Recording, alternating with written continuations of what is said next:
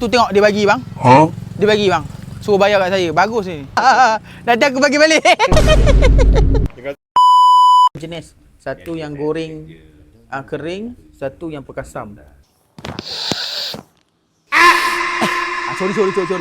Tak boleh, makro. Kau baru tadi tu. Yang kira-nya. Jangan bang. Batal puasa. Tak boleh. Tak boleh. Okey, Nak yang kering ataupun perkasam? Dia boleh beli dua-dua. Salah satu je. Nak bagi orang ramai sikit merasa.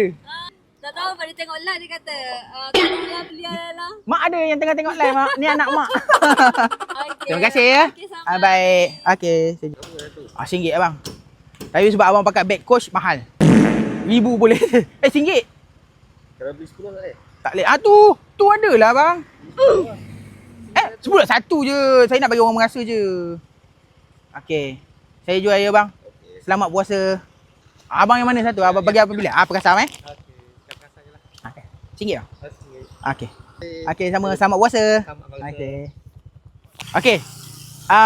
Beberapa pack kita dah jual kat Temerloh. So kita nak bawa balik dekat KL. Kita tengok kat mana KL. Tunggu next scene. Jom. Berapa? Ni RM1 abang. RM1 ya bang. Okey, terima kasih. Selamat Okey, berbuka ya. Selamat berbuka awal dah. Salam. Yang mana satu?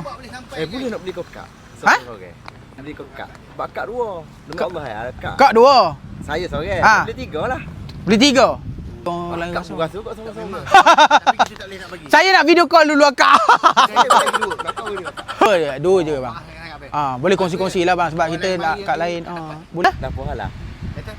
Alah. Ha? Alah. Abang ni dah minta halal. Alah sebab puasa. Puasa. Dia sedekah juga. Okey, terima kasih bang. Saya jual ya. Boleh. Baik. Amir. Ya. RM1 ya? RM1 ya?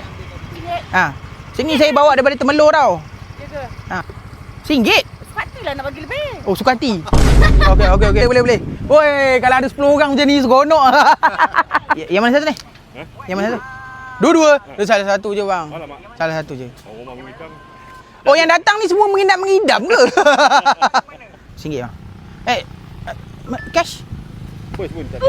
Ha? Pun tak ada. Jadi pendatang lagi. Tu tengok dia bagi bang. Dia bagi bang. Suruh bayar kat saya. Bagus ni. Anak siapa ni?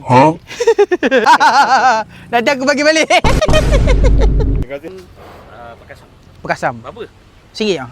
RM1. Dah ready dah tu. Dah ready ya? Dah ready dah. Dia tanya lagi ni. Nak confirm nak confirm. Okey, terima kasih.